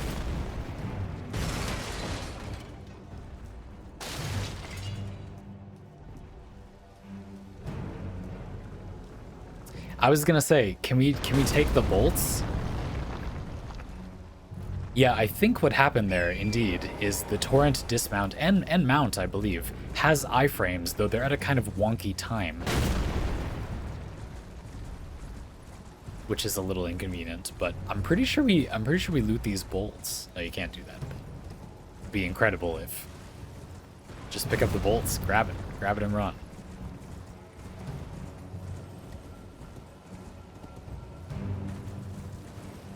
Just getting out of combat. And I'm sure there's loot down here. And then I would say, since we kind of know what the build is going to be now, we'd probably level up a bunch. And find a decent weapon. Or I could use Reduvia for the early game, I suppose.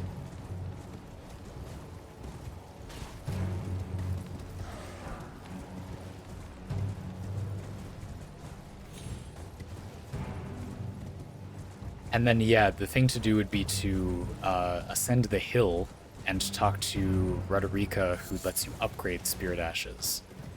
I will make my complaint about how the thing that is intended to give players some aid in combat is very hard to miss, but the way to upgrade it is, like, awkward and really easy to miss, and that's bad and doesn't really make sense. I guess that's all I really have to say. So yeah, let's go do that. I want to go here, but yeah, anyway, we'll come back. Quick jaunt up the hill. No problem. And yeah, let's level up a little bit, shall we? We get to stonk up. Who doesn't love that? Finally. 2 exclamation points is what that deserves. Number go up. We will grab a handful of runes. Oof them into our chest. Quick cash transaction. And see what we can see. I got a golden seed, which gives you more flask charges, which is a pretty big deal. Let's allocate... So you can choose how many of your 6, in this case, flask charges, are mana or health. Once we have something to convert mana into damage and dead enemies and safety, I think it's good to have, for our build, it's going to be like a decent amount we'll want to be mana. Okay, level up. Let's see. I guess down here is better. Let's just see how many levels we're working with. So I could probably level up significantly more times. Let's consume most of the runes I gathered. I want to keep some of these on me so that when I have a lot of runes, but not quite enough to level up, I can use them to top off and thus keep my runes safe. But I'm gonna want to spend most of it now because we know what we're doing. Let's get Reduvia online. I'm gonna use 13 Dexterity and 13 Arcane anyway, and that is all she wrote. I think we can get a few more if I burn my small ones. Let's just use them all. It takes so little to level up right now that it probably doesn't make sense to hoard them.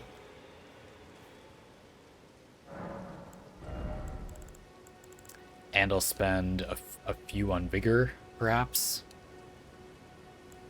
And how about 1 on Faith, because we need to chip away at getting 2 in Faith so we can use Poison Mist. But I don't even have a spellcasting thing yet. Is Melina inviting me to the Roundtail Hold right now where I could go buy one? Me? I'm searching. I'm searching for the Roundtable Hold trigger. Could you... No? Okay, good talk.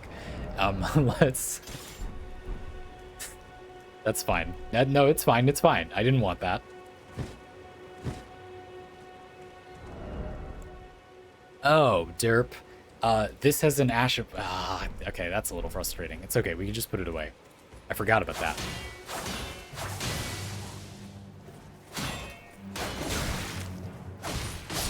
You see what I'm doing here? Yeah.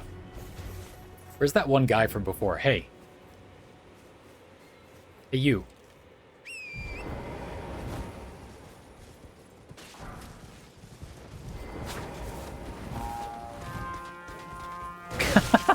And then she says, we have a Honda and a cordon all over this campus. Okay, I died because I was laughing. Yeah, pretty much. Could two-hand it. Can you two-hand dagger? Look at all the guys. They're like, whoa, that guy came back with a dagger. What an idiot. Yep, I guess I am, aren't I? Thanks for that, enemies. So what was happening is that the Ash of War ability on the dagger, where you throw a blood blade that you saw that enemy griefing me with, well, you can't do it unless your thing in your other hand doesn't have a skill. Otherwise, it prioritizes the skill of that thing. Now, the skill of the thing is parry, which I've never used before. What works like that, I guess. Okay. So that was almost enough to kill them all on its own. Maybe we just parry.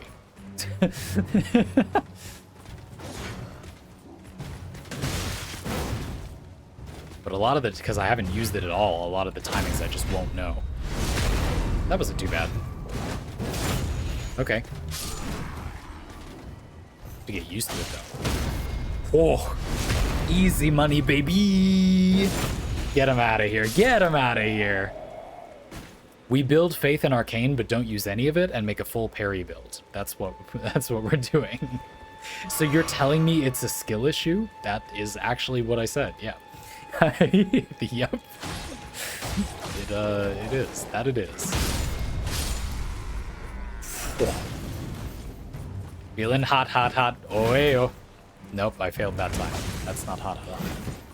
Oh, no, I'm terrible at it now. No, it was a fluke. It was a fluke. Beginner's luck. No, I can't do it at all. Forget it. Anyway, the point is, if the thing in your offhand has an Ash of War, you can't use the one in your main hand without, unequipping it. So, a lot of shields, because you would think this would be the case, a lot of shields have no skill by default, so that you can use the Ash of War in your main hand, but a lot of them also have something else, like this is a parrying tool. That's fine. You can also get Ash of War parry and put it on a shield of your choice, like that brass shield, for example, if you had wanted to.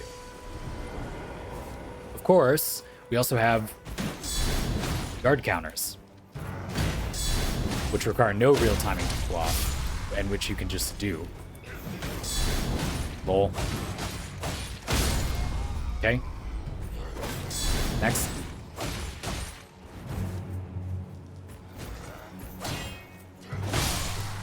Oh, beautiful. There's that blood boss. You're seeing that pop off. The enemies like explode with a ton of blood. If we could get a target that had a bit more health, it'd be a lot easier to show you that. Skill issue? No skill. That's amazing. Okay, this guy's come to molest me again. Thank you. Okay, yep. That's fine. That's okay. It's interesting. That tutorial boss with all the stabby stabs and stuff that you're kind of intended to die to, but you can beat if you're really, really skilled. It's interesting because that enemy is, like, in some ways I feel like that enemy is a good matchup for what you would have in the early game, because it doesn't have like a lot of, it's just a straightforwardly hard enemy is I guess what I'm saying. The big shield guy in this camp is a really interesting enemy to me because it is, I feel pretty different. It's designed to be a counter to a lack of options, and it's very easy to beat enemies with shields once you are like an enfranchised player, I guess. That is fascinating to me as a design decision. Like they kind of go out of their way to make it be that the enemies that you fight early game are like a fair matchup for you early on, but only sometimes for whatever reason. It's fine, we just keep running. There's a giant behind us to jump down. So that is kind of odd. There is, like, I'm not really sure to say what about that part of the game. There's lots of parts of this game that admirably try to make it fair but hard, and then there are parts that don't do that and kind of abuse your tactics or lack thereof, which I think is always a little odd. I sort of feel like the kind of person who would enjoy those design propensities are different, I guess is my point. A game about the enemies are eminently fair but just really hard is to me not the same or very related to a game that is about enemies that abuse your lack of different options to defeat them, and you're meant to just have a lot of those, but then those are in the early game sometimes. Like, I don't know, I think that's odd. We need to talk to Roderica a bunch, because she'll go to the round table hold and allow us to upgrade Ashes of War. Do this. Heading to enticed. Well, that, but I don't. It's scam. I want to. I'm nothing. Can you take? She gives you jellyfish, which I'm very fond of, so I will be swapping to. I think the jellyfish is just cute. I mean affectionate. I don't think it's especially good, but that's cute. And then there's an Ash of War vendor down this road that might give the Ash of War no skill, which would be very helpful to have. So let's go do that. Also, these guys can drop some good loot, and they have a lot of health, so they're great targets for my Reduvia bullshit. Look at that damage. Hell yeah.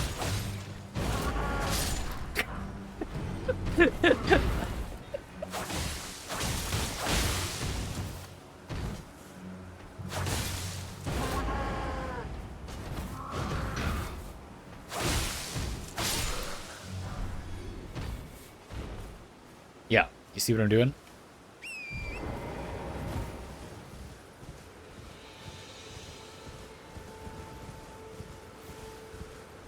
Those guys also have excellent fashion. That's true. I wore that for almost my entire first playthrough, the fashion they drop.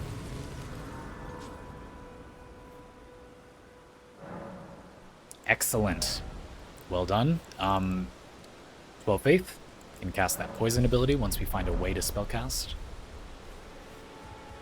This man? Not see names, but let me ask, are you hearing around? Does your faith in the guidance of grace hold firm, despite the collapse of the Golden Order?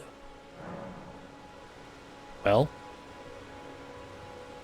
does it?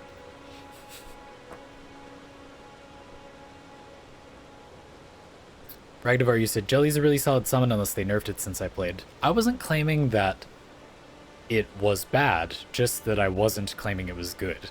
Ragnavar, when I make comments like that, I'm always just doing that thing on the internet where I don't want to say that something, I don't want to go out of my way to say something is good, because then people will challenge it because the internet is argumentative, and I don't have any interest in defending that subject. Like, but it's good, sure. The jellyfish is kind of tanky, has ranged attacks, and has poison. Good, you know.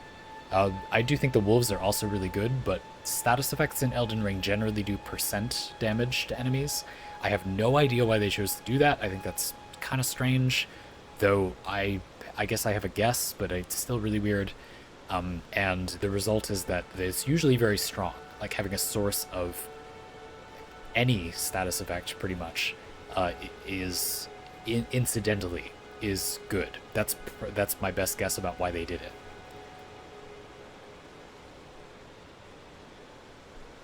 Asymptomatic, you said, if your faith is firm for longer than 4 hours, seek a doctor's help. I'm not sure.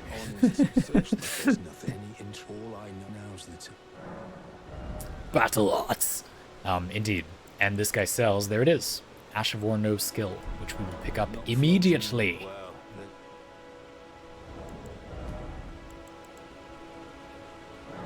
Just enough.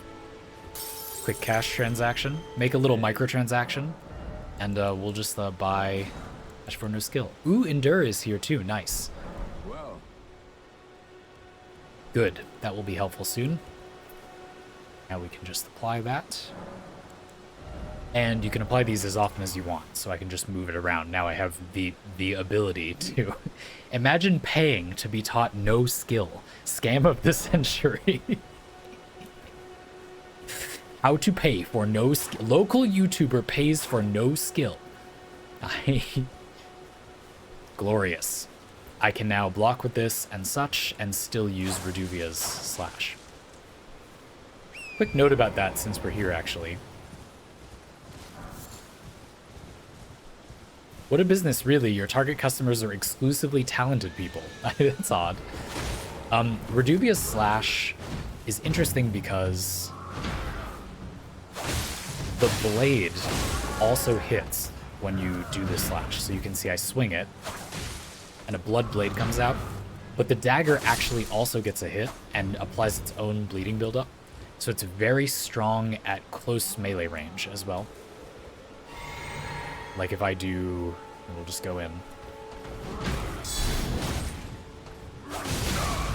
Oh. Those hits do tons of bleed buildup. It's a very effective tool for that. Now these enemies are a little on the weak side, which is one of the drawbacks of a status build in my opinion. One of the things that will be interesting about this playthrough is that status effects often don't get time to trigger much against weaker enemies, but that is fine. It's good against bosses, which will probably be a little hard because I'll be less focused than if I was playing solo. So I think that's good. In fact, I actually just got enough to get. Here to learn. I am actually. Give me Endure. So the reason I want this is so we can equip it to a utility weapon, swap to it, and then use it to become able to cast the spell without being interrupted by taking damage. Just for interest, this guy also sells the ability to apply parry to some weapons and shields that don't already have it. So if you wanted to set up your own custom loadout, perhaps dual wield weapons and have one of them able to parry, for example, then you can do that.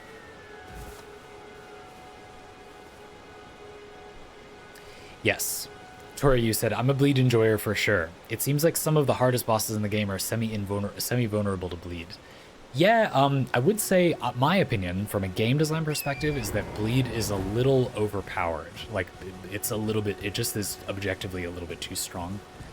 And that's bad. Like, it would still be really good even if it wasn't overpowered, but they just made it, like, not well balanced, which I think is kind of a shame. Ooh, nice guard break. But there are uses of bleed that are not as strong, and I think that applying it with incantations, where you don't get a lot of like hits to apply it, is a great example of bleed like not being that good. Like weapons like this, it's kind of sick. Against normal enemies, maybe not so much. Whoa.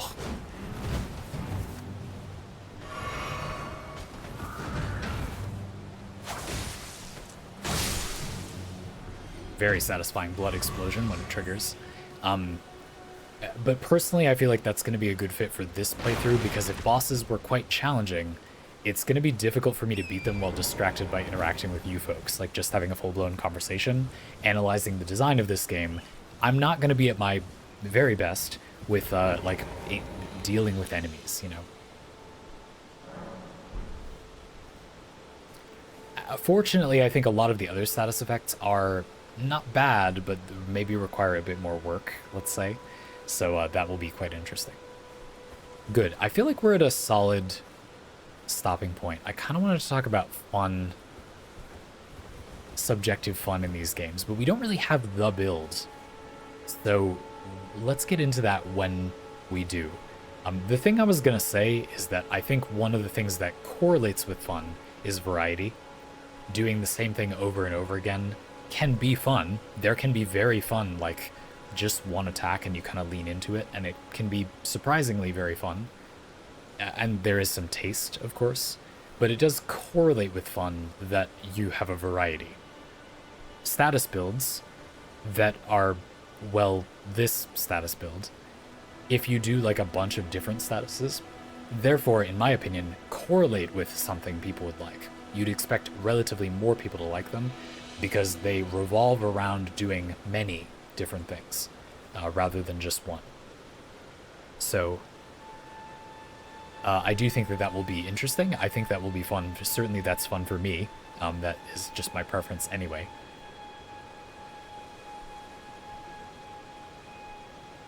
But yeah, I'm really interested to get into that.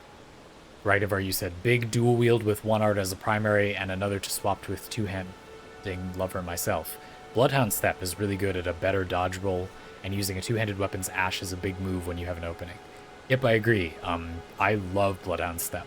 That's a very cool Ash of War that gives you like a teleport, kind of combat teleport, which is really cool. Or if you play D&D, it reminds me a lot of Misty Step, the Misty Step spell, which I think is fun to have and makes some weapons like way stronger.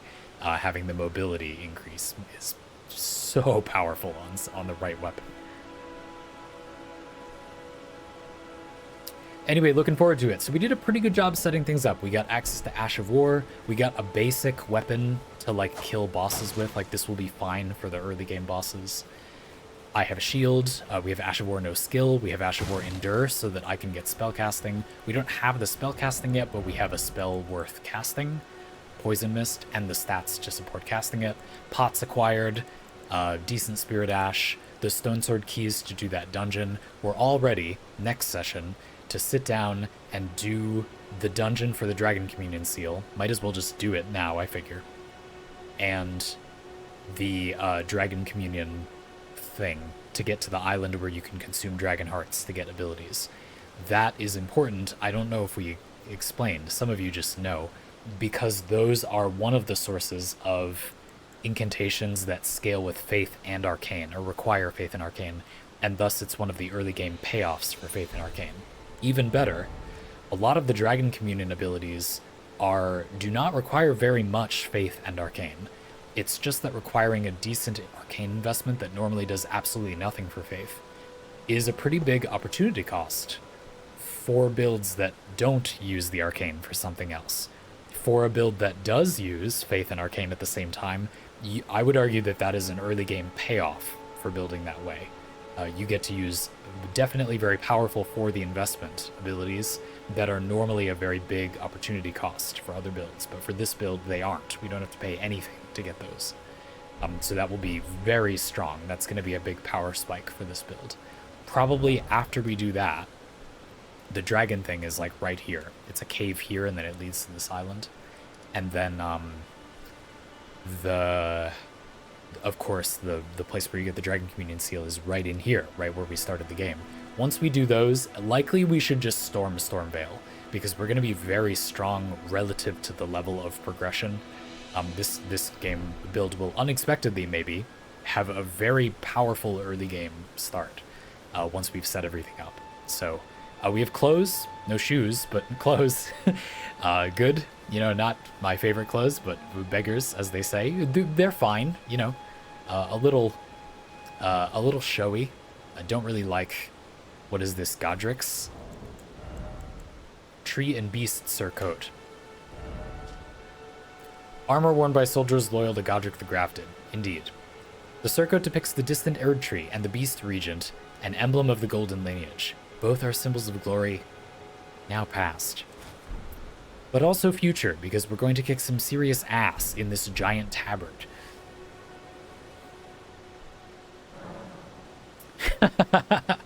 Yeah, Bionic Me, we did a really good impression of real escaped prisoner who killed and looted a lone guardsman look. Right. Nice. Ragdavar, you said, I presume we're going to be doing a highlights run of the game. I doubt you'd be wanting to do a more exhaustive playthrough, but thought I'd clarify now for future reference. I don't know. I think we'll just find out. It could be really fun. I don't know. Yeah, we'll have to see. I could see maybe it would be fun to enjoy. And remember, because I've played the game fully, and I'm going to write a kind of annotated guide, it could go surprisingly fast. Like, you can go quick if you know where things are, or like how to progress, where enemies are, what bosses do, and also have like a planned build. It's quite possible it could be really quick. Not ridiculously quick, especially if I only play during streams. But like, I could see finishing that within I don't know, like the year, if we were to do that. It could be fun to set aside a day for that, but I want to play other games on the stream too, so we might do like Monday streams here and there, if we were to do that. Good question. Thank you for the stream. Good start on the build, looking forward to seeing how it progresses. Indeed, I think that the curve for status incantations is pretty pleasing. Like, I haven't written out the guide yet, but when I scouted them out, it looked good. Like that, I think the curve will be smooth. I can talk a little bit about the other ones I scouted out doing as well. I had other builds in mind, if nobody had insisted on something else, or if you didn't like my status incantations idea. Thank you for the stream, Asymptomatic. Heatwave seems to be cooling off for right now. Yeah, it's nice and rainy here. I gotta go shopping fairly quick, actually. Things are gonna close, but yeah, we'll have time. It's fine. Been nice stopping by. A good start to the run. I'm glad you thought so, Feather. Again, if this is a game some people haven't played, I hope you felt it followable. And we'll, yeah, loop back around to a bunch of other stuff as the build takes shape. We got some status set up. We haven't even talked about what the statuses do if you haven't played this game. Like, what does Bloodloss actually do? You get a burst of damage, is what you've been seeing. But, like, how does it work? What's the deal? We'll talk about it. Anyway, good talk. See you soon. Bye-bye.